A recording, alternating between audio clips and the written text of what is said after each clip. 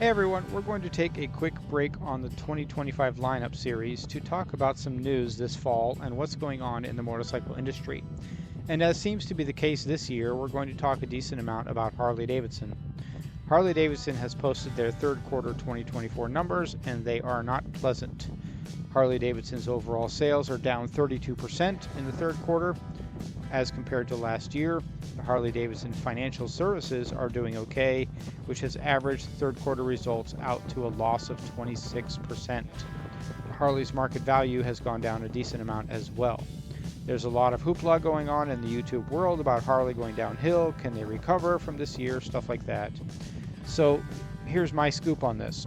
Every year in the fall or winter time frame, the Harley market value takes a significant dip. I had a video about that just recently talking about this. You can see that somewhere in the October to January time frame every year there's a dip in their market value.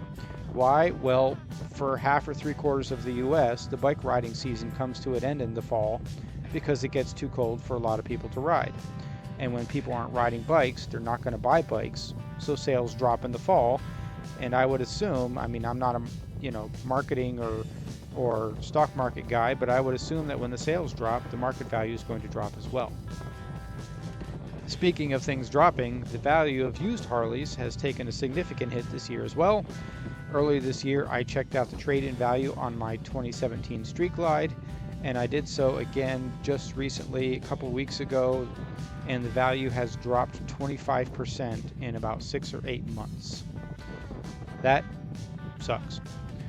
Harley isn't the only one having a rough year though. Indian sales are down in the double digits as well. The electric bike market is having a rough year as well. One of the more well-known EV manufacturers, Energica from Italy, has filed for bankruptcy. Livewire is having problems.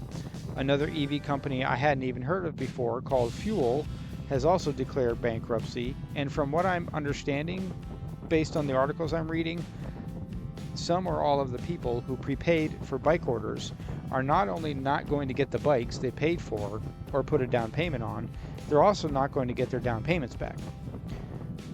Fact of the matter is, the US economy and interest rates are in a difficult spot right now. And for many in the US, bikes are a toy, a hobby, a pastime. Fewer people are willing to buy an expensive toy when money is tight. Smaller, less expensive bikes are selling much better because they're generally used for commuting and can actually save money on gas and maintenance when compared to buying a car. The other factor that plays into this is new versus used. When money is tight in a difficult economy, people are more likely to buy a used bike that is less expensive than buy a new one, especially if they can find one that has the mods on it that they are looking for so that they don't have to go and buy those mods themselves. You put all that together and the odds are really stacked against companies like Harley and Indian, whose businesses depend on the sale of bikes in the $25,000 to $35,000 range. But hey, it's okay if they sell fewer bikes that are really expensive as long as they make more profit on those bikes, right? I'm not sure what you guys think.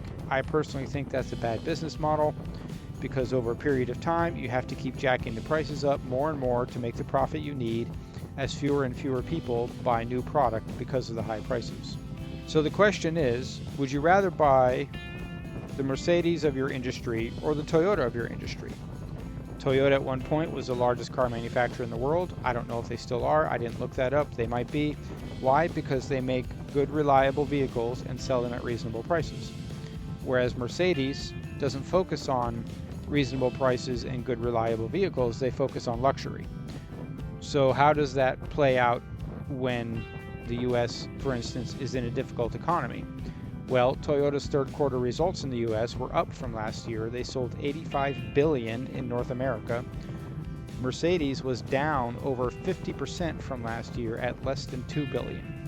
Going back to Harley and Indian, should the focus be to cut down the prices on these bikes so that more people can afford them? Or should they try to be more like what Honda has done and bring in a broad range of bikes, anything from $3,500 Grom all the way up to the $25,000, $26,000 Honda Goldwing, and everything in between, off-road, dual sport, all kinds of stuff, all of such a large range of bikes out there that you can get from Honda. So should Harley and Indian change their business models a little bit and give a wider range of bikes? I hear that there's a lot of popularity on these small cc engine bikes right now because they're much more affordable in this difficult economy.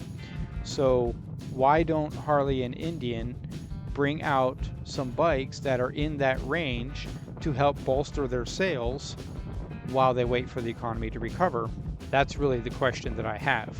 Should they do that, or should they just stay with what they've been doing and try to sell these big touring expensive bikes that are full of tech and full of glitz and glamour but aren't selling very well right now because of the industry and the economy? It'll be interesting to see what they do for 2025. I'm not expecting any big surprises or reveals. I'm personally expecting to be probably a little bit disappointed in what they have to offer for 2025. I suspect it's going to be business as usual. They're going to continue to try to rely on the sales of their big touring bikes and hope that that gets them through, as opposed to learning from where the market is and what people are actually looking for. Don't get me wrong, I like both Indian and Harley. I've had a couple of each of them and enjoyed all of them. But right now, I would never buy any brand new one off the dealership floor at the prices they are. But that's enough of my yammering on the subject. Let me know what you think in the comments. What do you think about this whole news as far as electric bikes, some of these companies going out of business, about the state of Harley? Do you think that this slump that they're in is going to continue, or will it pick back up in the spring like it typically has done in the past? Let me know what you think. Leave a comment. Don't forget to subscribe and like. Thanks everyone. See you on the next one.